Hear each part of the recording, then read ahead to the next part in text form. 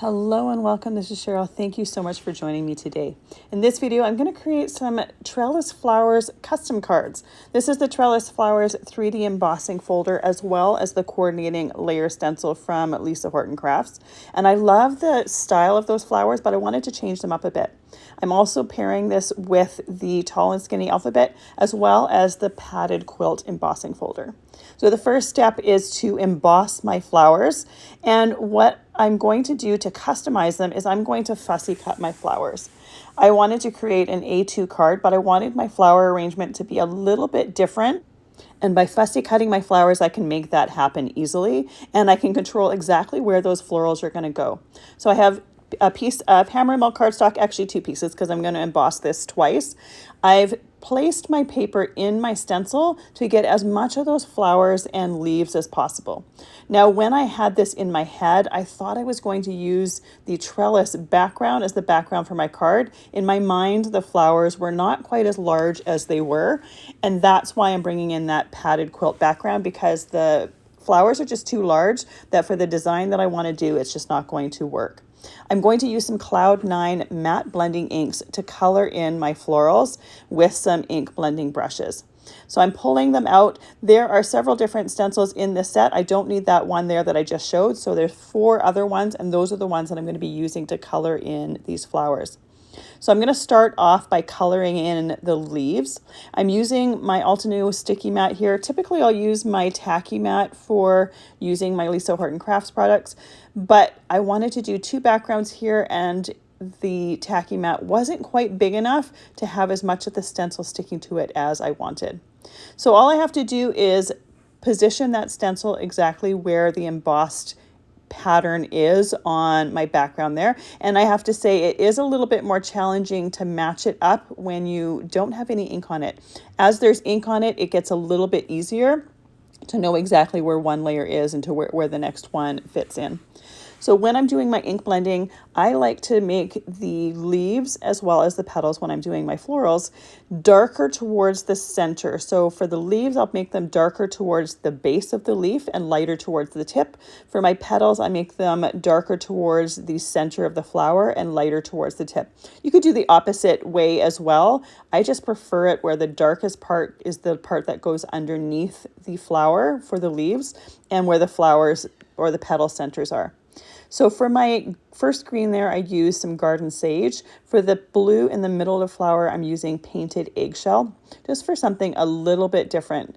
Now, I think from the cover of this embossing folder and die set, these are intended to be more like sunflowers, but I wanted to share a spring card with them to share that you don't have to wait and use these just for sunflowers. You can use these for other flowers as well, and they look fantastic. For my next color, I'm using Anthracite, and from the cover of that ink pad, it looks like it's black, but it's a really dark green, so it has more of a green tone to it, and I love pairing it with that garden sage. So I'm going to use that for the dots on the center of the flower and just a little bit of deepening that green ink on the base of the leaves there. And I'm doing the exact same thing for my second one as I'm doing for the first one. I want both of these to be the same. They're all going to be fussy cut. I wanted to make sure that I had lots of flowers to choose from. When I started this off, I had my mind set on making one card, so I thought I was going to have an extra flower left. But when it came to putting the card together, I realized fairly quickly that I needed to make a larger 5x7 card rather than a 4 1/4 by 5.5 inch card. So in the end, I actually make 2 cards so that I use up all the flowers at once. Might as well use them up and not have extra ones to store. So for my flowers here, I'm using Loganberry for my first color. Again, keeping the color fairly dark towards the base or the center of the flower and making it a little bit lighter towards the outside. And the way that I achieve this is I start my ink blending where I want the color to be the darkest. And then as I have less and less ink on my brush, I will blend it out. And that way it'll pull off the ink from the stencil or the leftover ink from the brush, and it'll just naturally be lighter towards the tips of the petals. After finishing those flowers, I use a microfiber cloth just to clean off the excess ink from my stencil. And then I'm going to bring in a little bit of spiced plum. This is a nice purple color. I just want to add a little bit of a different color towards the center. I have no idea if there's flowers out there that look like this. I can't say I've seen any personally, But I think the fun part of creating is to get creative and do things that are a little bit different and a little bit unique and something you may not necessarily see in nature. So I'm doing that to both of them. These inks wash off the stencils really, really easily. All you have to do is rinse them under some warm water. You don't even need to use any soap. It rinses right off. For my next petals here, I'm going to use, I have Loganberry here as well as Rhubarb Jam, and I have to say, while I'm creating them, or creating with them, they look fairly close to each other. One's just a little bit darker, but for this particular project, they look fairly close to each other. So even though I'm mixing and swapping back between the two of these, you could probably just use one of them and get a very similar look. You don't necessarily have to have both of them. I do like the color differences between the two of them, but for what I'm doing here, I don't think it's really not that necessary, and you really don't necessarily see it. So for the second one here, I'm doing the same thing. I started with the pink color and then I'm going in with the spiced plum. For this one though, I didn't clean off my stencil with the microfiber cloth between, because I realized that my pink colors are fairly dry. I have to re-ink them. I have to buy re-inkers to re-ink them first. And my purple one is fairly juicy. So I knew I wasn't going to contaminate my pads by using that purple one and having a little bit of the pink in there, because I wasn't getting much pink. Here's the example here. I just wanted to create an ombre look. I want to use that tall and skinny alphabet and die cut some letters, but I thought it'd be fun to have both the pink and the purple here. So I started there with the Loganberry. Now I'm going in with the Rhubarb Jam, and you can see there is a little bit of color difference. You see it more here than you do when I'm doing the stenciling, but you can also see that my pads are fairly dry. I've used up the ink really, really well, and I really need to go and buy re-inkers to re-ink them. I also think here, my pink brush as well as my blue one, they don't really like pigment inks too much, and they don't react to them quite as well. So I find that I fight with those two brushes. The other colors I don't have a problem with. I don't fight with them, but the pink and the purple one, if you're having that same problem, same. So once I have all those colors there, I will let it dry for a few moments, and then I'm going to cut it up. I want to create the word hugs with this, and I'm using this tall and skinny alphabet. They are all joined together when you buy them, and at this point I thought I was going to keep them all together. So I wanted to pick and choose my letters and then cut my paper so that I could easily tape that die to the letters to die cut them. However, I do this as a whole for the first letter, and then I really quickly realized that all that was doing by keeping them together was adding extra wear and tear to my cutting plates for the letters that I was not wanting to cut. Now, if you're wanting to just cut solid colored cardstock and you want to cut all of the letters at once, this is the perfect and the best way to do it, to create a ton of letters at once. I always have lots of die cuts that I'm storing in different places, so I didn't necessarily need or want to have extra die cuts. So after doing this first cut here, I did start to die or take the dies apart. So as I'm die cutting these letters, I'm trying to pay attention to where that ombre shifts and make it the same for all of my letters. So it kind of goes from pink to purple right in the center of the letters. And by keeping them all the same, it's going to look right when I have my letters all together to create the word hugs.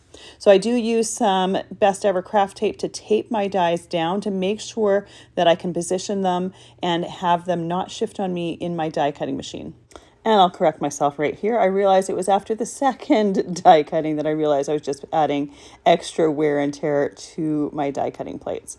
So I have a die cutter or a die snip that I bought years and years ago. I don't know who makes it. It has a nice flat edge on it, and when I'm trimming my dies apart, I use that flat edge right against the die, and then when it comes to taking off those little metal bits, I will do the flat edge against the other die, but position it right over top of my garbage can to make sure that I am aiming that little metal piece right into the garbage, so I don't have any little shards of metal on my floor or on my desk.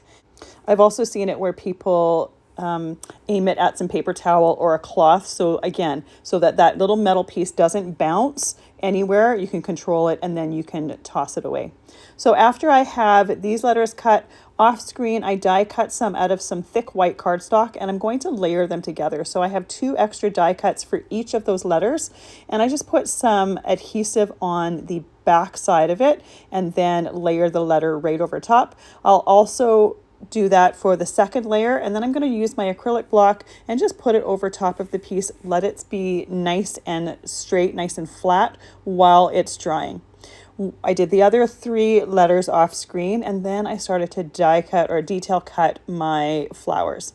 So I have some nice detail cutting scissors. The great thing about detail cutting embossed pieces, or at least this particular one, is you can just follow the lines of the embossing. It makes it really easy to know exactly where to die cut. And this particular folder has white edges around the different pieces. So even if you are not perfect with your fussy cutting, you're really not going to see all of those details because it's hidden in that white cardstock. I'm going to put this on top of some white embossed background or white embossed cardstock anyways. I'm going to do a little bit of ink blending with it, but it's going to hide any imperfections. So it's very easy to do all of this fussy cutting. You can see how quick and easy this is. You want to definitely have a nice pair of detailed cutting scissors for this. And as I'm doing this, you'll notice that my hand position with my scissors doesn't change a whole lot. I might change the angle a tiny little bit, but I'm not changing my wrist action a whole lot. With my left hand, I am moving and changing the paper and aligning it to make it easier for the fussy cutting. You don't want to be using your fussy cutting hand to kind of go around and have those scissors facing you. Keeping them fairly stable is the easiest way to do your fussy cutting, as well as get some fairly accurate results. So once that is done, I'm ready to emboss my background. For this card here, I have a piece of white hammermill cardstock that I am trimming to 4 1/8 by 5 3/8, and then the other one is 4 inches by 5 1/4 inches. This way I have a nice thin mat for around my card. At this point, I'm realizing how big my flowers are, but I still had my heart set on creating an A2 card. So I cut my pieces for that. But once I take this piece off and start to assemble my card, I realize that I really don't have space for the 3 flowers as well as the sentiment that I wanted to add to this card. So for my mat here, I'm using that spiced plum pad and just running it around the edges of that mat, setting that aside to completely dry. And then I'm taking the Loganberry pad and just doing a little bit of light ink blending around the edges of my cardstock here. I want most of my color to be just around that edge, but I am taking that ink brush when it's fairly dry and just kind of moving my way in a little bit, just so it's faded in. I don't want any harsh lines. I want to have like a hint of that pink around the edges. Again, no harsh lines, just a little bit of that pink to tie in and coordinate with those flowers. So once this is done, I'm ready to start assembling that card. So I'm going to glue that spiced plum mat around with the mat around the edges and glue that to my card base. I have some nice thick cardstock here that I like to use for my card bases. Then I'm going to put my acrylic block on there just to make sure that everything stays nice and flat. Now, when it's flat paper against flat paper, that's not quite as important as when I'm gluing a piece of an embossed cardstock onto some paper. The other thing that I'm making sure to do is make sure that I have some glue on the recessed edges that are going to have contact with my card below. I want to make sure that it glues down to that card. So this is where I'm starting to position those flowers, and you can see that for an A2 card, there's really not a whole lot of space for having 3 of these flowers. And again, I had my heart set on having 3 of them there and quickly realized that I was going to need to create a larger card base. Especially once you start putting the letters on top, you really lose the flowers underneath there. So I tucked that to the side, cut some pieces for another card. And while I was prepping that, I figured I might as well put some stickles on the centers of my flowers. This particular embossing folder has little divots where the centers of the flowers are that were embossed with that anthracite ink. And I thought it'd be fun to have a little bit of sparkle on them. So just adding dots of stickle where those dots are dots are going to add a little bit of sparkle as well as that color. And dots of stickles tend to not take a ton of time to dry, so I can have those drying off to the side while I'm prepping my other pieces here. So once I have my pieces prepped, and what I did for my 5x7 card, I created the 5x7 card base. I created a piece that's 4 3/4 inches by 6 3/4 inches for my mat. And then this piece here is 4.5 by 6.5. But you can see that my embossing folder is 6x6. So I am not able to emboss the piece all on its own. But fortunately, it's a nice continuous pattern. So all I have to do is put my piece in that embossing folder and emboss it. But I don't emboss it all the way to the edge because I don't want to have any creases there.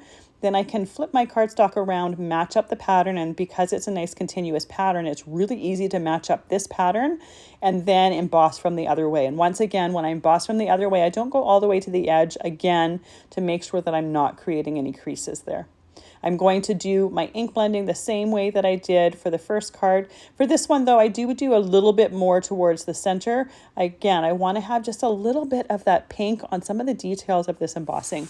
This particular one has little dots, almost like nail heads, right where that padded quilt or where those joins are. Or maybe pin heads is probably a better term because they're fairly tiny.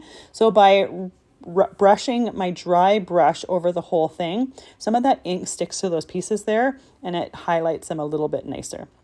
So here we have the pieces for our 5x7 card, and we can glue them together. They get glued down exactly the same way as the first card does. I put some of the Barely Art glue on the back, centering that piece on my card base, and then can put my embossed piece on there. And again, with that embossed piece, I always make sure I put glue around the outside edges, but then along the lines of the areas that are going to have contact with my card base. And you can see that I'm not putting it on every single one of those lines. You don't necessarily need that much glue on there, but I do want to make sure that I've got some good areas that have some good contact with my card base so that it sticks really, really well. Now I'm ready to start assembling my pattern or my design for my flowers. So I'm just putting them on top of that acrylic block that's holding my cards together, or my pieces flat below. By putting it on there, I can see exactly how it's going to look on my background.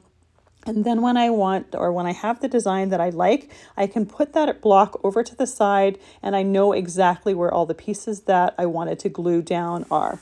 This way I don't have to remember exactly where I had everything positioned. Most of the time it's fairly easy to remember, but it's always nice to have that little, have it to the side and know exactly where everything was. Another option would be to take a picture of it and use that picture to know exactly where you positioned everything. But I find this is handy. It doesn't require me taking out my phone to take a picture. So because I'm creating a second card, I decided I needed a second sentiment for that second card. So I have a little hello stamp and die set from Spellbinders as well as Lisa Horton Crafts. This particular one has some stamps with some sub-sentiments to it. So I'm stamping them with that spiced plum matte blending ink, stamping it a couple times just to make sure that I have some nice crisp, clear sentiments. This one has a singular die set in order to cut out all of those sub sentiments at once. So I'll take those, put some Best Ever Craft tape down to hold that die in place while I'm doing my die cutting. And I use that Best Ever Craft tape over and over again. I'll stick it to the side and I'll just keep using it until it doesn't stick anymore. It doesn't hold what I want it to. So you can get several uses out of it, which is fantastic. Once I have those sub-sentiments to the side, I can pick and choose which one I want for this card. The extras, I'm just going to put in a little Ziploc bag and I'll store them with that die set. So for future projects where I'm using that die set, if I want a sentiment that I've already created, I have it ready to go. Now I wanted to do a little bit of ink blending for this sentiment as well. So one of my layers, or one of my shadow layers, I'm using that Spice Plum. For my upper part, I'm using the Spice Plum just at the bottom. I'm going to do a little bit of an ombre look, fairly similar to the first card, or the hugs that I created. And then I'm taking that Rhubarb jam pad and inking the top part of that hello sentiment. So with all of those ink blended, we're ready to start assembling them. This particular one has 3 layers for my hello, so I'm layering them together. I just did a white layer in the center just to make sure that I could see all of those colors. I really love how the bright white plays off with the colors below and above it, and I think it highlights those colors really, really well. And once again, I'm taking that acrylic block, putting that on top while my glue is drying, just to make sure that everything stays nice and flat. So with those pieces ready there, I'm ready to start assembling my A2 card. So I already have that base done, as you saw. Now I can start gluing that leftover flower. Now you might have noticed when I trimmed my pieces here, some of my flowers have 2 leaves, some have 3 leaves. And that's because with the 4 1/4 by 5 1/2 inch piece of cardstock that I was using, for some of the flowers, I wasn't able to get all of the leaves. So I just cut out that 3rd leaf that goes in between there, and you really wouldn't know unless you saw the original design. I glued on that hello as well as the sub-sentiment, and then while that was drying, I opted to create another sub-sentiment for my hugs card. So I took one of the leftover sentiments that I wasn't using for this particular one, but because I didn't want to use the whole sentiment as is, I needed to cut it down, and I used the other end to create the curved edge that these sentiments have. Then put that to the side, ready to glue down that hugs. So I'm going to position my letters starting from the right and then working my way to the left. I want to have them as close to the edge of the card, and I'm trying to make sure to not cover my flowers as much as possible. I know I'm going to cover part of the flowers, but by starting from the right and then working towards the left, I can control a little bit more the spacing and make sure that the end of that word is right to the right edge of that card. So you can see that I use that same Barely Art glue for everything, for gluing both larger as well as smaller pieces. That fine tip really helps with the smaller pieces. And it sticks, that glue sticks really, really well. It starts to grab quite quickly, but I do find that having an acrylic block over there just to hold things down flat frees up my hands for other things, as well as making sure that everything has good contact. Then I decided that with the stickle dots in the center of these flowers, it would look nice if I had stickles over top of my sentiment. So I'm adding those same sentiments or same stickles on top of that sentiment. And it's not going to cover up any of that ink blending or the ombre look, because this is an opalescent one. It's fairly transparent. So it's just going to add a layer of glitter over top, as well as a layer of dimension and texture to it. So once I have that done, I do need to wait for that to completely dry. And again, I had originally planned to only do the hugs and only do the stickles on the hugs, but I really love the look so much that I decided I might as well do the hello as well. So I'm putting it right on the hello exactly the same way as I did with the hugs. The only difference with the hello is because they have some shadows behind there, I'm really trying hard to make sure that I'm only getting the stickles on top of that top layer of the hello and not on any of the shadow pieces.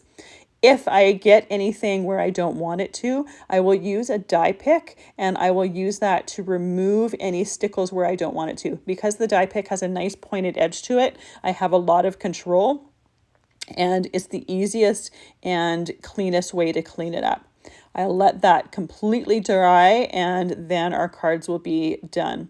So now they probably gave them about an hour or so to dry, and here is our finished cards. I absolutely love the look of these flowers with this color scheme, and I love the fact that you can use them like this anytime throughout the year, because they're non-traditional or non-traditional sunflower color.